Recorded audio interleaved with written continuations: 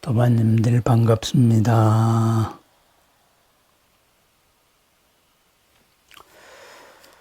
있는 그 자리에서 영꽃과도 같이 아름다움을 피어내는 삶을 살아나가자. 부처님으로서 살아나가자. 이 가르침을 내가 지니고 그리고 남에게도 지닐 것을 권하자. 바로 법화경 권지품의 이야기입니다. 권지품의 두 번째 이야기는 부처님의 이모, 부처님을 양육하신 마하 파자파티 비구니에 대한 이야기입니다.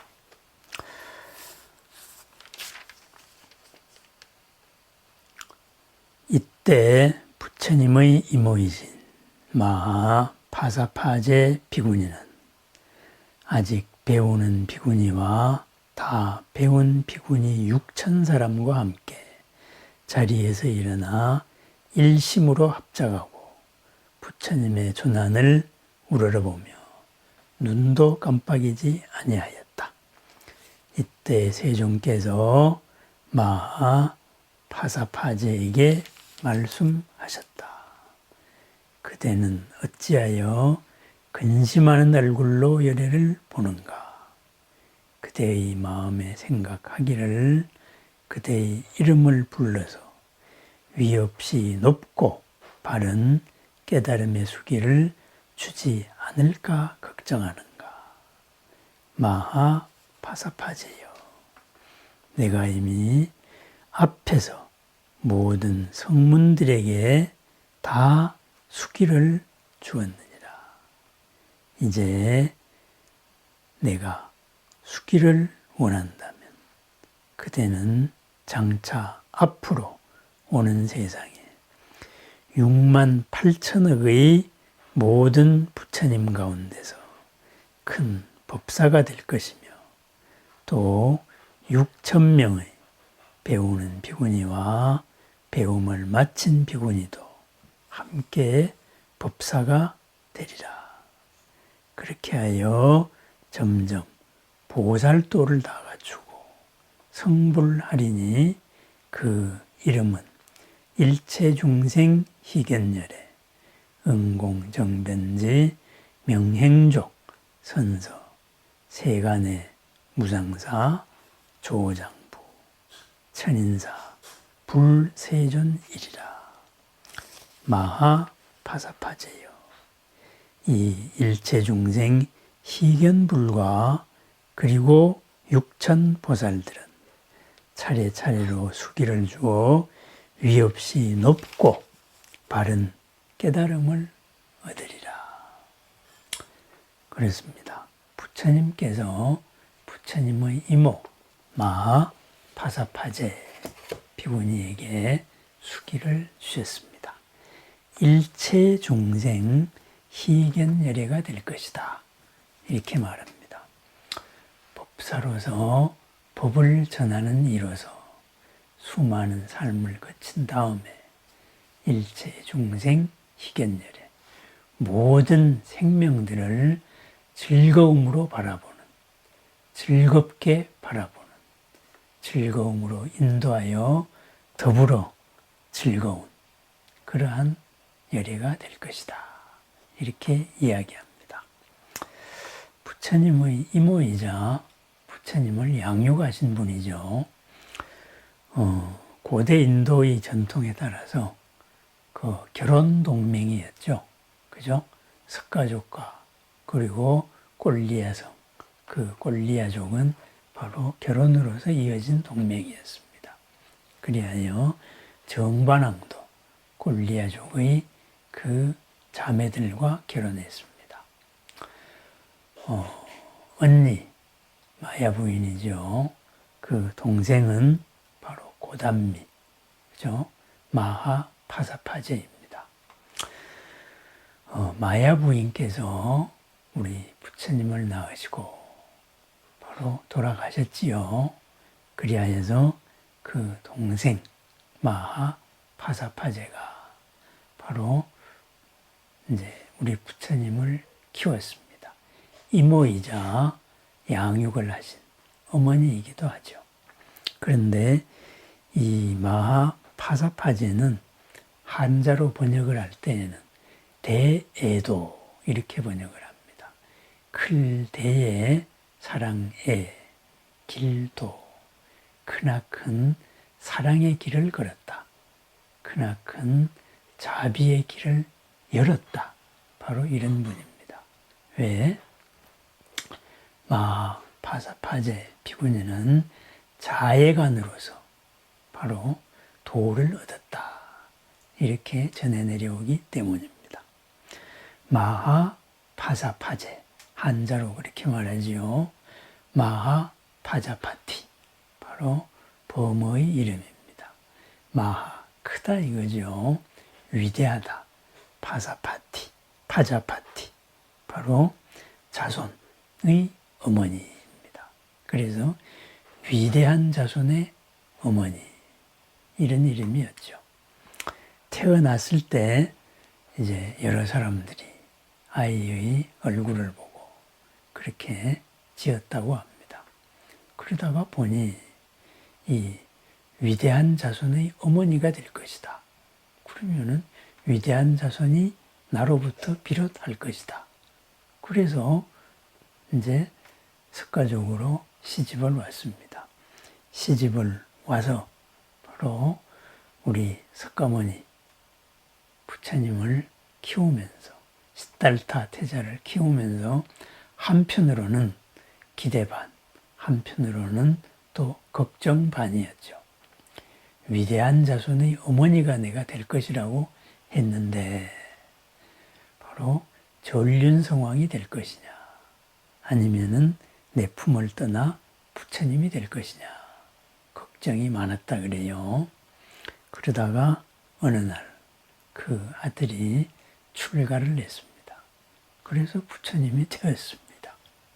그리고 그 부처님이 깨달음을 이룬 다음에 이제 성도를 하고 5년 뒤에 석가족을 찾아왔을 때 이 마하파자파티의 아들, 왕자죠. 난다도 또한 출가를 했습니다. 그래서 두 아들이 마음으로 낳은 아들과 그리고 몸으로 낳은 아들이 모두 출가를 했습니다. 그 다음에 정반왕도 남편인 정반왕도 돌아가셨습니다. 이러한 때 바로 이 마파자파티 이분은 대단한 결심을 하게 됩니다. 이미 부처님이 되어서 돌아왔을 때부터 부처님의 가르침을 실천을 했었죠. 그리고서는 이제 결심을 합니다. 나도 이제 크나큰 출세간의 길을 걷겠다. 그리하여서 부처님께 바로 청을 올립니다. 출가를 할 수 있도록 해 주십시오. 여인들도 이 도를 닦을 수 있게 해 주십시오. 3번에 걸쳐서 부탁을 했지만은 3번 다 허락을 받지 못했습니다. 그렇지만은 이 마하파자파티는 바로 그 뜻을 거두지 않았습니다. 부처님께서 바이샬리, 외살리, 그죠? 좀 자유로운 도시죠. 유머경이 설해졌던 그 나라로 갔을 때 거기서 거의 거리상으로 계시던 데에서 60km가 된다고 합니다. 그래서 나는 출가를 하겠다. 이렇게 해서 뜻을 함께한 500명의 석가족 여인들과 함께 맨발로 부처님을 찾아갑니다.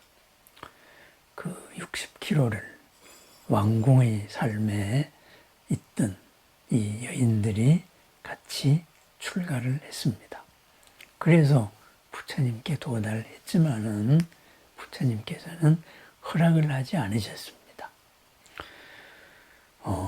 그 당시의 지금도 그렇지만은 그 여성에 대한 여러 가지 이런 이제 차별, 편견, 그 문화적인 습속, 그것으로 인해 가지고 여러 가지 생길 부작용, 이런 것을 우려하셨던 거죠. 이때 바로 아란존자께서 부처님께 여쭤봤습니다. 여인은 출가해서 수행을 하면은 수다원, 사다함, 아나함, 아라함과도 같은 성자의 경지에 도달할 수 없습니까? 부처님께서는 도달할 수 있다라고 이야기했습니다. 그렇다면은 수행을 해서 이렇게 성자의 지위에 도달할 수 있고, 또 저 마하파자파티는 부처님을 키워오신 분입니다. 그래서 그 자비로서 그 출가를 허용해 주십시오. 이렇게 부탁을 했습니다. 그래서 부처님께서는 출가를 허용합니다. 그런데 거기에서 8가지의 이제 법을 만들죠. 이 원칙을 지킨다면은 출가를 하게 하겠다. 출가를 허락한다. 그래서 여성 출가를 허락합니다. 그 8가지의 법, 팔경계법이다. 이렇게 말하죠. 8가지 공경해야 되는 법이다. 그 8가지를 보면은 비구니는 비구를 입도 뻥끗 못하고 비방도 못하고 무조건 절대 복종해야 된다. 뭐 이런 내용입니다. 아무리 수행이 높아도 비구를 만나면은 항상 고개를 숙여야 된다. 뭐 이런 식이죠. 그죠? 상당히 좀 지키기 힘든 그런 법입니다. 어른 대접은 일치하지 않겠다. 이런 거죠. 그랬을 때 이 마하파자파티는 그 법을 받아들이고 그리고 출가를 합니다. 바로 역사상, 인류 역사상 최초로, 그죠? 사성평등, 모든 인간 자체의 평등에 넘어서서 남녀평등, 성평등이 이루어지는 이 사건이 만들어지게 됩니다. 고루한 이런 이제 그 수행자들이 여성이 출가하여 정법이 뭐 500년이나 단축되었다 해서 아란의 잘못으로 신란하기도 하는데 그것은 남성적인 편견이지요. 그죠? 부처님도 성평등, 바로 성평등을 실현하신 분입니다. 다만 문화적인 연기관계 속에서 성과 성의 평등으로 인한 갈등이 생겼을 때 그것이 우리 부처님 집단만 산다면은 그 안에서 해결하면 될 것이지만은 인도라는 그 사회 속에서 살기 때문에 그래서 8가지의 억압하는 이런 법을 만든 거지요. 그렇다면은 이 8가지 비구니는 비구를 공경하고 절대 복종해야 된다. 이 법은 현대에 와서는 이제 제 개인적으로는 필요가 없는 거지요. 그죠? 우리 평등한 법에서 오직 깨달음이 중요할 뿐입니다. 그죠? 깨달음이 중요하지. 거기에서의 남녀가 무슨 의미가 있다는 말입니까? 그래서 여성은 부처님이 될 수 없고 전륜성왕이 될 수 없고 제석천이 못 되고 마왕도 못 되고 범천도 못 된다. 그것을 깨끗이 부정하고 그리고 바로 출가를 시킵니다. 마하파자파티는 이름 그대로 위대한 자손의 어머니가 된 것입니다. 위대한 자손. 그죠? 석가모니 부처님의 어머니이자 아들 난다의 어머니이자 그리고 모든 성평등, 성의 이 억압을 해방을 하고 많은 사람이 출가하여 깨달음을 이루게 한 그러한 어머니가 되었습니다. 이름 그대로 실현된 것이죠. 장론이게, 그죠? 우리 비구니들의 이제 깨달음을 얻으신 비구니들의 그런 깨달음의 노래, 여기에 이제 6구절이 바로 우리 마하파자파티의 시로서 전해집니다. 그 가운데 들어가는 서시, 그죠? 나를 괴로움에서 벗어나게 하고 다른 많은 사람들을 구제하신 깨달음의 님이시여, 영웅이시여, 일체 중생의 최상자이시여, 지극한 한 마음으로 귀의하옵니다. 그리고 자신의 그 마음을 전합니다. 일체의 괴로움은 완전히 알려졌고 그 원인인 가래는 말라버렸고 고귀한 8가지의 길은 잘 닦아져서 정멸은 나에게서 완전하게 실현되었습니다. 이렇게 깨달음을 선언합니다. 마하파자파티 비구니는 아라한이 되었습니다. 부처님이 된 거죠. 그 당시로는 그리 하고, 그리고 부처님께서 인멸하시기 석 달 전에 바로 부처님께 인사를 하고 먼저 돌아갑니다.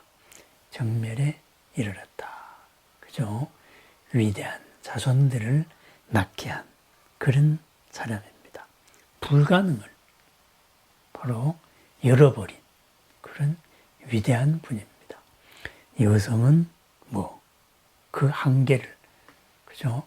안 된다는 그 3번에 걸친 그 거부를 뚫고 또 60km를, 그죠? 맨발로 걸어서 그리하여서 꿋꿋하게 해서 자신의 뜻을 관철시켰습니다. 그리하여 성평등을 이루었습니다. 그리스 사람들의 이야기에 그런 게 있다 그래요. 야, 인도에 가보니까 진짜 굉장한 장면을 목격했다. 뭐냐? 아니, 글쎄, 철학을 논하는데, 진리를 논하는데, 여성이 바로 거기서 스승이 되어가지고, 그래, 깨달음을 이야기하더라. 세상에 그런 일도 다 있다.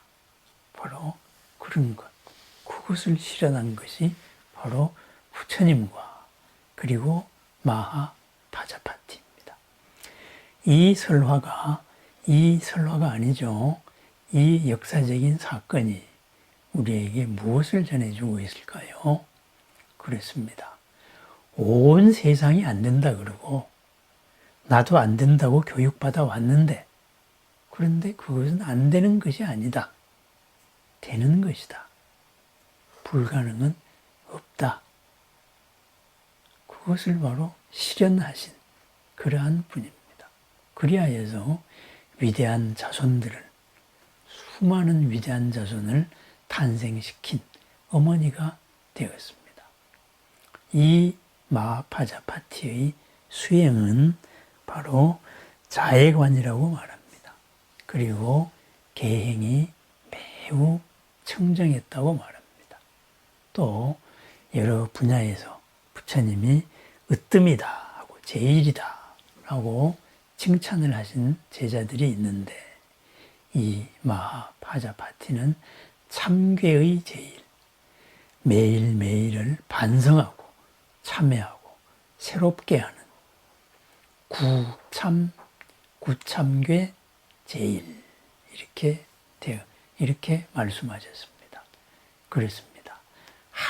하루를 그렇게 회향을 하면서 새롭게 매일을 거듭났던 그런 스님입니다.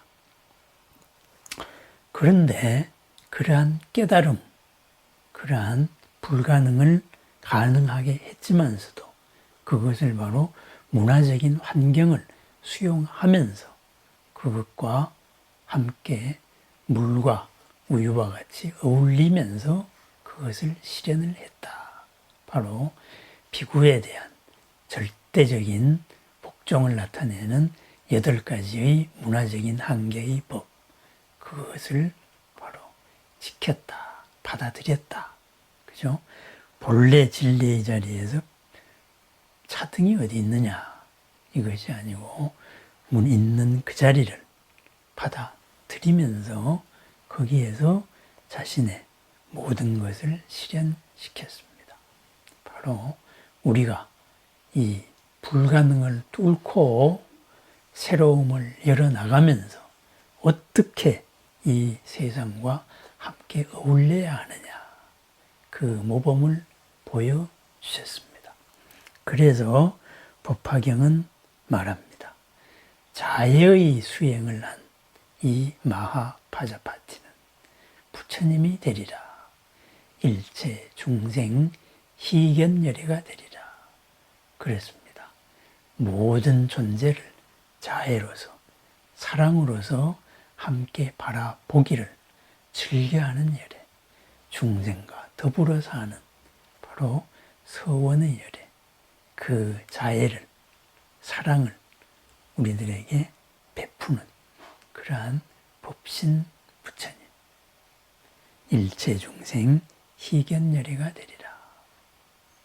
모든 공덕을 함께 나누는 그러한 부처님이 되리라.